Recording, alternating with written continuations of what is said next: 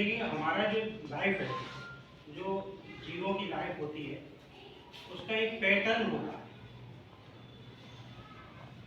कि वो किस माहौल में जी पाएंगे, किस माहौल में नहीं जी पाएंगे। माहौल का मतलब ये होता है कि जो पूरा एनवायरमेंट, मतलब पर्यावरण का जो पूरा पर्यावरण है, जहाँ जीव रह रहे हैं, वहाँ पे वो किस हालत में रह पाएंगे, स्वस्थ रह पाएंगे या स्वस्थ तरीके से नहीं रह पाएंगे। स्वस्थ तरीके से रह पाएंगे तो जीवन अच्छा और जो है लंबा चलता है। जहाँ वातावरण ठीक नहीं है, वहाँ जीवन अच्छा नहीं चलता है और जीवन का जो लाइफ होती है वो बहुत कम होती है और बहुत कष्टदायक होती है। वो शायद तुम लोगों ने देखी भी होगी, बहुत पास्ट ईयरों में अलग बात है, लेकिन अभी तुमने देखी होगी कि जहाँ बस्ती, गांव, शहर, जहाँ पे माहौल अच्छा है, वहाँ ऐसा लगता है यहाँ शांति, यहाँ रहेंगे, कुछ बैठते हैं। जहाँ नहीं है वहाँ से कहते हैं यहाँ से जल्दी चलो। चाहे कोई सा भी प्रदूषण, वातावरण में क्या चीज रहती है मुख्य रूप से कि अगर वातावरण में कोई संतुलन वातावरण का खराब हो जाए तो वो प्रदूषण के लेवल में आ जाता है। हवा, जमीन या पानी, ठीक, यह हमारा जो प्राकृतिक रूप से जो हमें चीजें दिख रही है, उसमें क्या क्या रहता है हमारा मुख्य रूप से क्या रहता है, हवा, पानी और जमीन। पहले इंसान को जीने के लिए ये बहुत जरूरी है, या किसी भी जानवर या पक्षी के लिए भी ये बहुत जरूरी है। अगर इसमें से कोई भी, इसके बाद में क्या आता है, जैसे हमें जो प्रकृति में है, पेड़ पौधे, नदी, तालाब, जानवर, पक्षी, ये सब प्रकृति में है। तो उसमें हमारे जीने का तरीका क्या है। अगर हम किसी चीज को असंतुलित कर रहे हैं, असंतुलित का मतलब दो तरीके होते हैं कि या तो हमने उसको खत्म कर रहे हैं, या इसकी शुद्धता जो प्योरिटी रहती है उसको हम खराब कर रहे हैं। जैसे हमने जंगल को खत्म करते जा रहे हैं तो वो एक उसका संतुलन खराब हो जाएगा, जो प्राकृतिक जो दूसरे जीव रहते हैं वो खराब हो जाएगा। ये वही चीज है कि मान लो हम ऐसी जगह पर रहते हैं जहाँ पे वायु प्रदूषण बहुत ज्यादा है, चाहे आग लगा के या धूल के द्वारा, तो ये दोनों क्या होगा, संतुलन ठीक नहीं है। इधर से कम हम खत्म कर रहे हैं और उधर हमने उसको दूषित कर दिया। जब भी कोई चीज खत्म होती है कहीं से भी, तो उसका परिणाम भी प्रदूषण में ही आता है वहां से, कभी भी देखो, क्योंकि किसी न किसी तरह का प्रदूषण कोई, ये मैंने तीन चीज बताई है, और भी चीज होती है प्रदूषण बहुत आती है। जैसे आवाज है, आवाज भी प्रदूषण होता है। जैसे लाइट है, बहुत तेज लाइट जलती है, वो क्या प्रदूषण है। जैसे हम लाइट के नीचे जल रही है, वो देख ही नहीं पा रहे हैं, तो वो प्रदूषण। और दूसरा, जैसे मान लीजिए रूम है, यहाँ पर कोई परिवार रहता है, बाहर ऐसी लाइट लगी है तो रात में भी उसकी रोशनी आती है, तो उसके लिए वो प्रदूषण। तो प्रदूषण एक अलग कैटेगरी में अलग तरह से होता है। तो हमें अगर हम इसको संतुलन में नहीं रखेंगे तो जीवन कष्ट में आता है। जैसे बहुत सारे राज्य हैं, अभी क्या है, पानी का स्तर जमीन में कम होता जा रहा है ना, क्योंकि बारिश का संतुलन खराब हो गया। नदी तालाब खत्म कर दिए लोगों ने, तालाब तो खत्म ही कर दिए लोगों। नदियां हैं वो भी क्या हुआ, वो भर गई हैं, मतलब जो एरिया होता था वो भी लोगों ने बंद कर दिया, उसमें घर बन गए, या फिर उसमें मिट्टी इतनी आ गई कि वो जो पानी जाता था वो पानी इतना है ही नहीं, क्योंकि ये भी तो जमीन में पानी को रिचार्ज करता था ना। तालाब का, नदी के पानी बहते थे, तो उन्होंने देखा जहाँ भी नदी होती है वहाँ पे कहीं भी कुआं खोदो तो वहाँ ऊपर पानी होता है, 50 फुट, 60 फुट, 100 फुट पानी मिल जाता है। लेकिन जहाँ नहीं है वहाँ पे तो पानी जमीन में नीचे जा ही नहीं रहा, तो जा ही नहीं रहा तो पानी मिलेगा कहाँ से। तो क्या करेंगे, बोर कर करते हैं और नीचा करते जाते हैं। करता होगा, देखा होगा आप सब लोगों ने, पहले तो 150 फुट का निकलता था, तो फिर 250 की, 250 से 350 की, 350, 400 कर लो। लेकिन आपको ये पता नहीं है कि जितना नीचे जाएंगे उतना ही नीचे आप बहुत रिस्क में जा रहे हैं। पानी साफ दिखेगा, लेकिन अंदर कौन सी रॉक्स है, कौन सी चट्टान है, जिसमें कौन से तत्व हैं, वो आपको पता नहीं है। आप पीते रहेंगे धीरे धीरे और फिर धीरे धीरे बीमार। तो हमने ये सब खराब कर लिया। तो मैंने हम ये आई जागरूकता दी है कि आपको अपने लेवल पे सतर्क रहना है और जागरूक रहना है, क्योंकि आगे समस्या कम होने वाली नहीं है। मैं ये नहीं कहूँगा कि नहीं कम हो जाएगी, कोशिश करने का एक दायरा होता है कि एक समय भी होता है, और उसके लिए लोग प्रयास कितने कर रहे हैं ये भी होता है। तो समय भी नहीं छोड़ रहे हैं और लोग भी प्रयास नहीं कर रहे हैं, तो समस्या तो प्राकृतिक आएगी आएगी। उसको तो ये नहीं कह सकते नहीं साहब आँख बंद कर लेते हैं, हमें दिखेगा ही, तो वो नहीं हो सकता। तो अभी हमने ये बताया कि आपको सचेत रहना है। अभी हम बेसिकली किसके लिए आए कि कोई भी त्योहार आता है हर धर्म का, तो त्योहारों का क्या हुआ, पहले प्राकृतिक रूप से मनाए जाते थे सभी धर्मों के, लेकिन अब मॉडर्नाइजेशन हो गया और कॉमर्शलाइजेशन, जिसको थे व्यवसायिक हो गए धर्म सभी धर्म। और उस कॉमर्शलाइजेशन में क्या हुआ, केमिकल आ गया, तरह तरह के केमिकल। किसी भी धर्म में तुम देखोगे कोई भी प्राकृतिक चीज नहीं होगी, सिर्फ केमिकल की चीजें बनी हुई ज्यादा होंगी उसमें। किसी भी धर्म का देखना, जैसे सजावट करते हैं तो वो ग्लिटर पेपर आने लगे हैं, है ना, प्लास्टिक के आने लगे हैं, है ना, तरह तरह की चीजें छप जाती है, तो हर एक कोई धर्म का अपना वो लगा देता है। लेकिन जब उसका ये नंबर आता है कि इसको सही तरह से डिस्पोज करना है, तो उसे कोई लेना देना नहीं होता, वो तो फेंक देता है, चाहे नाली में जाए, चाहे पक्षी खाए, चाहे जानवर खाए, चाहे कोई खाए। तो एक कॉमर्शलाइजेशन हो गया, उसने हमारे जो त्योहार थे उनको प्रदूषण की तरह से एक सामने ला के रख दिया। तो हम किस लिए आए अभी कि पर्यावरण अनुकूल तिलक होली मनाना। तिलक होली का कंसेप्ट इसलिए दिया है, मध्य प्रदेश हम थे वहाँ, तो वहाँ पर तिलक होली शुरू हो गई, बहुत कम, एक आध दो दिन ये होती थी कलर से, उन्होंने बहुत कम कर दिया। क्योंकि आपने देखा, मैंने भी देखा कि जब से केमिकल कलर आए हैं तब से जब यूज करते हैं तो पानी बहुत वेस्ट होता है, बहुत नहाने में भी, कपड़े धुलने में, किसी के पास तो वही 3 जोड़ी कपड़े होते हैं तो उसे साफ करने ही करने हैं, तो वो ऐसे करके जो हो गया। फिर होलियों में क्या हुआ, आपने देखा होगा, हम तो देखते जाते हैं, फोटो खींचते हैं कि जितना घर का कचरा हो, जितना दुकान का कचरा हो, जितनी प्लास्टिकें जो फेंक सकते हैं, पूरा लकड़ी नहीं, कंडे नहीं, उस पर जितना हो सकता है उतना सब पूरा साल भर का इकट्ठा हो, तो पूरा साल भर का उसी पर रखते हैं। तो ये होली नहीं रही, ये हमने क्या उसको संक्रमण करते हैं ना, संक्रमण, केमिकलाइज होली कर दिया। तो हमें इस तरह से लाइफ नहीं जीनी है। क्यों? देखो, एक आपने प्राकृतिक या वैसे धार्मिक सुना होगा कि जो आदमी जो करता है उसको वापस मिलता है, वही मिलता है जो कर रहा है, उसका समय अलग होता है। बस जैसे किसी ने आज किया, कहने कल प्याज पेपर दिया, कल नमक मिल जाएंगे, इसका समय अलग अलग होता है। किसी का 2 दिन में मिल जाता है, किसी का 1 साल में, किसी का 2 साल में, किसी का 5 साल में, किसी का अपने बुढ़ापे में या फिर कुछ वर्षों में, परिणाम मिलता जरूर है, बस उसका टाइमिंग का वो है। तो जब हम ये करेंगे ऐसा, तो उसका परिणाम हम ही को उठाना पड़ेगा, क्योंकि हमारी रेंज है ना, ये हमारे रिश्तेदार, गांव वाले, शहर वाले, सब तो किसी न किसी को उठाना पड़ेगा। वो करेंगे तो हमको उठाना पड़ेगा, हम करेंगे तो उनको उठाना पड़ेगा। तो हमें इस तरह से अपना त्योहार मनाने हैं, कोई भी हो, कि हम अपने आप को भी सुरक्षित रख लें और दूसरे को सुरक्षित रखें।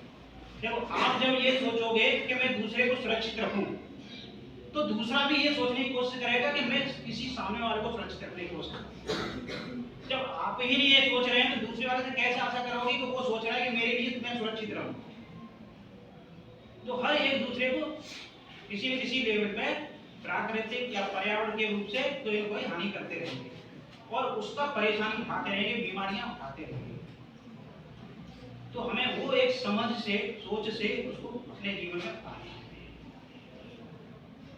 क्योंकि ऊर्जा, हर चीज एक ऊर्जा है, तो ऊर्जा का नुकसान करोगे, तुम इतनी बड़ी क्लास के बच्चे हो तो जानते हो, क्योंकि ऊर्जा डिफरेंट पार्ट में बट जाती है, वो एक जगह कंसंट्रेट फिर नहीं होती है, एक जगह और वो खत्म हो जाती है किसी फेज में जाकर के, चाहे दूसरे के हिस्से में जाए, चाहे किसी काम के हिस्से में लें हम उसको, लेकिन वो बढ़ जाती है, वो बाकी नहीं।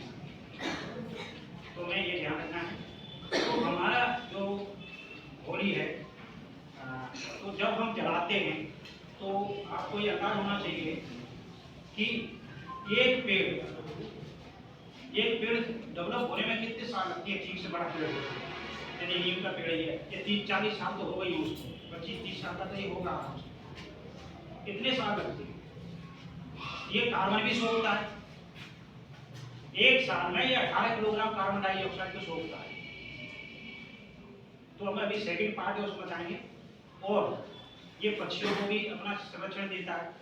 कुछ अलग अलग पेड़ हैं, हमें अलग अलग तरह की फल देते हैं, छांट तो देते ही सभी को हैं। और जो है हमें एंटीबायोटिक, नीम का पेड़ है, एंटीबैक्टीरियल होता है ये अपने आसपास की ऐसी बीमारियों का कीड़े मकोड़ों नहीं आने का, जिससे हम लोग बचे रहते हैं। तो अगर हम यही कोशिश करेंगे, जैसे आगरा में 3000 होली रखी है और 3000 होलियों में अगर एवरेज अगर 2 पेड़ रखे गए तो 6000 पेड़ हो गए। अब 6000 पेड़ का अंदाज लगाना कि कितने हेक्टेयर में लगेंगे।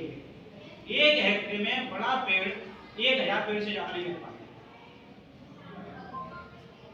तो कितने हेक्टेयर हर साल हमने काट के बराबर कर दिया। और पेड़ लगाए कितनों ने कि नहीं सर मेरे पास तो होली रखी जाती है, मैं सुरक्षित हूँ क्योंकि मैंने 10 पेड़ पहले ही लगा रखी है एक्स्ट्रा, और फिर अगली साल लगाऊंगा तो मैं अपना पर्यावरण को न्यूट्रल कर रहा हूँ। क्यों? उससे क्या निकलेगा? कार्बन डाइऑक्साइड निकलेगी, जलाएंगे तो कार्बन मोनोऑक्साइड निकलेगी, थोड़ा राख निकलेगी, राख काम में आ जाती है, डाल दो, थोड़ी मीथेन भी निकलती है, नाइट्रस कंपाउंड भी निकलते हैं। और यही कंपाउंड कौन से ग्रीन हाउस गैसें हैं जो ग्लोबल वार्मिंग कर रही है। अगर तुम्हारी क्लास में आया होगा, ये तीनों गैसें कार्बन डाइऑक्साइड, मीथेन और नाइट्रस ऑक्साइड। और ये इंसान ने अपने लिए बनाई है, वो तो और भी ज्यादा खतरनाक है। तो जगह जगह इलेक्ट्रॉनिक्स और इलेक्ट्रिकल्स उस जो फैक्ट्रियां हैं या उस सुविधा के लिए यूज होती हैं, वो तो इससे भी खतरनाक है। तो तुमने देखो वातावरण का संतुलन कैसे डिस्टर्ब हो रहा है। तो कभी सोचो बैठ करके कारण क्या है इसके पीछे, अपने आप थोड़ी हो रहा है। तो इसको कौन एक्सीलरेट कर रहा है? एक्सीलरेट का मतलब इसको धक्का कौन दे रहा है जो इतनी बुरी स्थिति हो रही है? उसके पीछे हम ही लोग। तो हमें ये अपने आप को समझ के, हम जो बता के जाते हैं वो समझ के, फिर उससे आगे समझ के सोच करके कि नहीं इससे आगे ये भी होता है, तो कोशिश करनी पड़ेगी। हमें पता है कि हम दोनों लोग 20 साल से फ्री में काम कर रहे हैं, फ्री में कर रहे हैं, कोई तरीका बन कर पानी भी नहीं पीते, प्याज लगी तो दिन पीना नहीं होता, रखते हैं सब मना कर देते हैं, चाय पानी कुछ मत करो, मना कर तो फ्री में कर रहे हैं। 20 साल हो गया, पूरी साल करते हैं। तो हम सोचते हैं कि शायद इससे कुछ प्रभाव पड़ेगा और कुछ चेंज हो जाएंगे, इसलिए हम ये बोलते हैं कि अगर हमारी नौकरी होती तो कोई ध्यान मान लो चाहे कुछ भी कर, भाई हम नहीं हो रहे तो नौकरी, लेकिन हम फ्री में कर रहे हैं। भूख प्यास, भूख भी लगती है, प्यास भी लगती है, नहीं खा पाते, नहीं पानी भी नहीं पी पाते। तो हम ये समझते हैं कि शायद बच्चे या बड़े जो भी है, हम गाँव में भी बताते हैं, तो शायद हमारी मानेंगे कुछ रास्ता चेंज कर। तो ये ऐसा लोग कि ये फ्री में घूम रहे हैं, भूखे प्यासे, तो हम इनकी मान लेते हैं। अगर नहीं मानोगे तो कोई नहीं, हम ये सोचेंगे शायद देश इस तरह का है या देश में लोग इस तरह के कि ना वो नौकरी वाले की हमें समझते हैं, ना उसको सेवा कर रहा, भाग रहा, उसकी समझते हैं। तो तुम्हें ये जरूर थोड़ा ध्यान देना। तो कोई भी चीज मानना, जैसे प्लास्टिक जलाते हैं, मैंने बताइए सर्दियों में प्लास्टिक जला देते हैं, इससे बुरा जहरीला एयर पॉल्यूशन कोई नहीं होता विश्व में, आज तक नहीं। और ये इस तरह बीमार भी नहीं करता है कि तुम बीमार हो, ये भी है। ये पता ही नहीं लगेगा कि तुम बीमार किससे हो, और आजीवन बीमार ही रहना चाहिए। तो ये समझने की चीजें छोटी छोटी कि हमारे देश की एजुकेशन स्टैंडर्ड दूसरे देशों से कम क्यों है। तुम बड़े क्लास के बच्चे ऐसे नहीं बोल रहे, इसके पीछे उसके पीछे कारण यही है कि हम तो गांव में जाके परेशान हैं कि महिलाओं को समझा कि ये परेशान है कि वो खाना बिना प्लास्टिक और पन्नी के बनाती ही नहीं। चूल्हे में जाएंगे, बाबा बैठ जाएंगे, दादी बैठ जाएंगी, पूरा कचरा इकट्ठा कर लेंगी, वहीं उसे बिठा लेंगी, बैठ जा, और उसकी कैपेसिटी खत्म हो चुकी है बच्चे की। क्या तुम पढ़ाओ या किसी काम के लिए भेजो तो मान जाते हैं, बोलते हैं मान जाते हैं, तुम भी ध्यान दें। और कोई भी ईंधन जलता है तो सबसे ज्यादा कार्बन डाइऑक्साइड निकलती है। 1 किलोग्राम लकड़ी जलाएंगे तो 1.5 किलोग्राम कार्बन डाइऑक्साइड निकलती है 1 किलो से। नाइट्रस ऑक्साइड निकलती है, मीथेन भी निकलती है, और 1 किलो में फिर राख भी बचती है। तो कितने किलोग्राम हो गया? 1 किलो का 3 किलोग्राम हो गया। ऐसे पेट्रोल जलाओगे, डीजल जलाओगे तो इससे तो कार्बन डाइऑक्साइड 3-3.5 किलोग्राम निकल जाती है। 1 लीटर पेट्रोल गैस कर दिया तो 3 किलोग्राम कार्बन डाइऑक्साइड निकलेगी। मीथेन थोड़ा बहुत निकलती है, उसमें ज्यादा बच जाता है, तो ये अलग हो गया। अभी सोचने निकलती है, ये सोचना है क्योंकि तुम्हारा टाइम होगा तो दूसरा चीज बताऊंगा। मैं तुम्हें बता देता हूँ, कार्बन जिसमें सबसे ज्यादा होगी, जो अच्छी तरह जल जाता है, धुआं नहीं लगता, उसमें कार्बन डाइऑक्साइड सबसे ज्यादा निकलती है। क्योंकि जलती कौन सी चीज है? हमारा जो ऑक्सीजन के साथ कार्बन मिलकर जल जाती है, तो वो है भार बढ़ जाता है ऑक्सीजन की वजह से। जैसे 1 किलोग्राम में 1.5 किलोग्राम कार्बन डाइऑक्साइड हो गई। मान लो 1 किलोग्राम में आधा लीटर, अगर आधा किलोग्राम, 1 किलोग्राम में आधा किलोग्राम कार्बन थी, तो ऑक्सीजन का वेट कितना होता है? 16। तो O2 बन गया कितना हुआ? 32। तो जब वो उसके साथ मिलकर रिएक्शन करेगी तो ये बचेगा। कार्बन कितना होता है? 12। तो जब उसके 50% हिस्सा तो उसको करेंगे, ऑक्सीजन उधर से रिलीज होने पड़ेगा, ऐसे नाइट्रोजन का। तो इसलिए और कार्बन डाइऑक्साइड बोल क्या है? Green house gas. जो पेड़ भी खाना बनाते हैं, फसलें भी बनाते हैं। ठीक है, तो अभी इस मामले में आपको ध्यान रखना, 1 यूनिट कोयला जो बिजली बनती है ना, 1 यूनिट बिजली कोयला, आज के टाइम में तो एफिशिएंसी प्लांटों की थोड़ी ज़्यादा हो गई है, तो एक यूनिट बनाने में करीब 800 ग्राम कोयला लग जाता है, और उससे करीब 1 किलोग्राम कार्बन डाइऑक्साइड निकल जाता है। तो हम जितना भी ऊर्जा का नुकसान करेंगे, उतनी कार्बन डाइऑक्साइड एटमॉस्फेयर में जा रही है। तुमने प्लास्टिक या पन्नी कोई भी जलाई, इसमें 90% से ज्यादा ये पेट्रोलियम प्रोडक्ट होता है। पेट्रोल जैसे बनती है टायर वगैरह जो होते हैं ना, सब ट्यूब टायर, ये सब पेट्रोल से बनते हैं। तो जब इसमें आग लगती है, धुआं देखा ना कैसे निकलता है? क्योंकि कार्बन को जल नहीं पाता है, ऑक्सीजन एकदम उतनी मिल नहीं पाती है, तो वो काला ही धुआं निकलता है कार्बन।